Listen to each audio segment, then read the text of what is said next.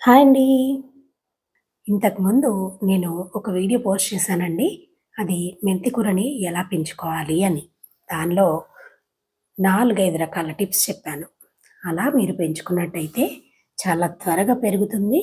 అలాగే మొక్కలు పక్కకు పడిపోకుండా వస్తాయి. ఈ స్టేజ్‌లో మీరు హార్వెస్ట్ చేసుకున్నట్టయితే మీకు పోషక విలువలనేవి బోలెడన్ని దొరుకుతాయండి. మొక్కని ఎదగనివ్వకూడదు. మెంతి కూరని చాలా త్వరగా హార్వెస్ట్ చేసేసుకోవాలి.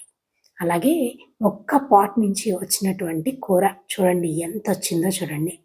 అందరూ అడుగుతున్నారు ప్లాస్టిక్ వాటిలో పెంచుతున్నారేంటి అని. మనం మిద్దె మీద పెంచుకునేటప్పుడు కొంచెం వెయిట్ ఇబ్బంది పెడుతూ ఉంటుంది గదండీ! అందువల్ల ప్లాస్టిక్ వాడక తప్పట్లేదు. సో, దానికి మీరందరూ క్షమించాలి. ఇది మల్బరీ అండి. నేను ఎప్పుడు మల్బరీ పళ్ళు కొయ్యలేదు. ఎందుకంటే ఈ పళ్ళ కోసం బోలెడన్ని పిట్టలొస్తూ ఉంటాయి. సో, ఆ బర్డ్స్ కోసమని వదిలేసేదాన్ని. కానీ వాటిని చూసి నాకు కూడా తినాలనిపించింది. బోలెడన్ని అలా వచ్చి తీసుకొని వెళ్ళిపోతూ ఉంటాయన్నమాట ఈ పళ్ళని. సో, నేను ఫస్ట్ టైమ్ హార్వెస్ట్ చేస్తున్నాను. ఇవి మీకు రిపీటెడ్‌గా పళ్ళు రావాలి అంటే మీరు హార్వెస్ట్ చేసుకోంగానే ఆకులన్నీ తీసేయాలండి. ఆకులన్నీ తీసేసి కొద్దిగా కంపోస్ట్ ఇచ్చి సాయిల్‌తో పాటు మిక్స్ చేసేసి వాటర్ కొద్దిగా ఇవ్వండి. సో, అలా చేసుకుంటే వెంటనే మీకు మల్బరీ పళ్ళు తీయకుండా ఉంటాయి. అలాగే ఇవి డార్క్ కలర్‌లో ఉన్నాయి చూడండి అవి తియ్యగా ఉంటాయి. ఈ రెడ్ కలర్‌లో ఉన్నవి కొద్దిగా పుల్లగా ఉంటాయి. నా దగ్గర 3 రకాల గోంగూర ఉందండి. ఈ 3 రకాల గోంగూర విత్తనాలు ఇవాళ కలెక్ట్ చేశాను. ఇక్కడ మీరు చూసే గ్రీన్ కలర్‌లో ఉన్నటువంటి విత్తనాలు ధనాస గోంగూర, పచ్చళ్ళ గోంగూర విత్తనాలు. ఇవి పుల్లగా ఉంటుందండి ఆకు. కాడ ఎర్రగా ఉంటుంది. ఆకు గ్రీన్ కలర్‌లోనే ఉంటుంది. ఆ గోంగూర విత్తనాలు.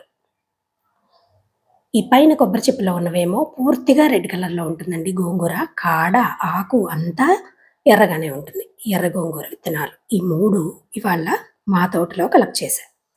ఇక్కడ మీరు చూసే మొక్కలన్నీ నీళ్ళలో పెరిగే మొక్కలేనండి. ఈ మొక్కలన్నీ మాక్సిమం మనం ఇండోర్‌లోనూ పెంచుకోవచ్చు, ఔట్‌డోర్‌లోనూ పెంచుకోవచ్చు. ఇండోర్‌లో పెంచుకునే వాళ్ళు వీటిని వారంలో ఒక్క రోజన్నా ఎండలో పెట్టి ఎండ బాగా తగిలేలాగా ఉంచండి. అలాగే మీరు నీళ్లు ఫ్రీక్వెంట్‌గా మారుస్తుంటే మొక్కలు ఫాస్ట్‌గా పెరుగుతాయండి. క్లే బాల్స్ ఎయడం వల్ల రూట్స్‌కి గ్రిప్ ఉంటుంది. గన్నేరు పూలు. గన్నేరు పూల మొక్కలు బోలెడు ఫేమస్ కదండీ! ఈ గన్నేరు పూల మొక్కలకి మనం ఎలాంటి ప్రూనింగ్ చేయనవసరం లేదు. మనం ప్రూనింగ్ చేయకపోయినా కూడా మొక్కలు చక్కగా పూలు పూస్తూ ఉంటాయి. ఈ సమ్మర్ సీజన్ అంతా ఇవి పూలు పూస్తూనే ఉంటాయి. ఇవి ఇలా పూలు పూయడానికి మనం చేయాల్సిందల్లా ప్రతి 15 రోజులకొకసారి గుప్పెడు కంపోస్ట్ ఇవ్వాలి. అలాగే ప్రతి వారం కూడాను చక్కగా లిక్విడ్ ఫెర్టిలైజర్ ఇవ్వాలి. ఇస్తే ఈ సమ్మర్ అంతా తీయకుండా ఇలా బోలెడన్ని పూలు గుత్తులుగా పూస్తాయండి. అలాగే ఇది చాలా పెద్దగా పెరిగే మొక్క కాబట్టి కుండీ కూడా కొంచెం పెద్ద సైజు కుండీ ఇవ్వండి. ఈ సమ్మర్‌లో నేనిచ్చేటువంటి ఫెర్టిలైజర్‌లలో మెయిన్‌గా బనానా ఫెర్టిలైజర్ బాగా ఇస్తానండి. అంటే తప్పనిసరిగా ఇస్తాను. వారంలో ఒక రోజు కంపల్సరీ ఇస్తాను. మనం రెగ్యులర్‌గా ఏదో ఒక ఫెర్టిలైజర్ ప్రతిరోజు ఇస్తూ ఉంటాం కాబట్టి బాగా డైల్యూట్ చేసుకొని ఇవ్వండి. అప్పుడు మనం తయారు చేసుకున్నవన్నీ గూడాను మనకి సమ్మర్ అంతా వస్తాయి. ఈ బనానా ఫెర్టిలైజర్ తయారు చేసుకోవడం కూడా నేను ఒక వీడియో ఆల్రెడీ పోస్ట్ చేశాను. సో, ఎవరైనా చూడని వాళ్ళుంటే ఒకసారి చూడండి. అండ్ ఈ బనానా ఫెర్టిలైజర్‌ని మనం చాలా రోజుల వరకు అంటే 6 మంత్స్ వరకు మనం స్టోర్ చేసి పెట్టుకోవచ్చు. కాబట్టి కొద్దిగా ఎక్కువ మోతాదులోనే చేసుకొని సమ్మర్ అంతా ఏదో ఒక రకంగా ఏదో ఒక ఫెర్టిలైజర్‌ని, ఏదో ఒక ద్రావణాన్ని ఇస్తూ ఉండండి.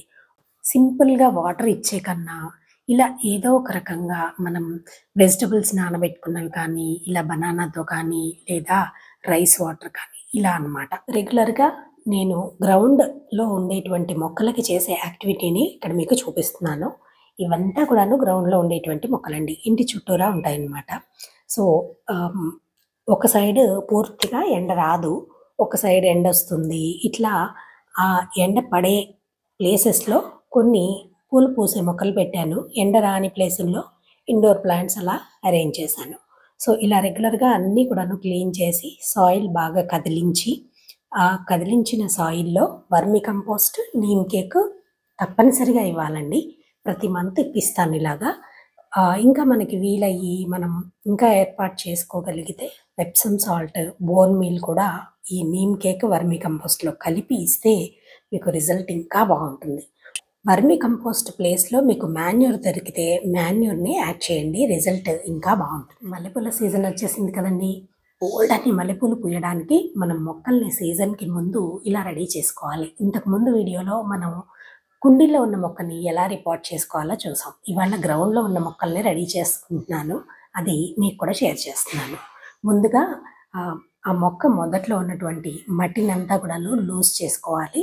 లూజ్ చేసుకొని ఇలా ఏదైనా సపోర్ట్ ఇచ్చుకుంటే బెటర్ అండి. ఇక్కడ నేను ఈ సపోర్ట్ ఎందుకు ఇస్తున్నానంటే మట్టి అంతా బాగా చింది బయటకొస్తోంది. సో, నేను ఇచ్చిన కంపోస్ట్ అంతా వేస్ట్ అవుతుందన్న ఉద్దేశంతో అలా సపోర్ట్ చేసి పెట్టాము. ఆ తర్వాత ఆకులన్నీ కూడాను దూసేసానండి. కొంతమంది కొమ్మలు కూడా కట్ చేస్తారు. కానీ ఇక్కడ నాకు అంత అవసరం లేదనిపించింది. అంత పెద్ద మొక్క కాదు కదా! సో, ఆకులన్నీ దూసేసాక మనం వర్మీ కంపోస్ట్ ఆర్ మాన్యూర్ ఏదైనా ఇవ్వచ్చు. దాంతో పాటు neem cake, Epsom salt, bone meal ఇవన్నీ కలుపుకొని నెలకొకసారి ఇస్తే బోలెడన్ని మల్లెపూలొస్తాయి.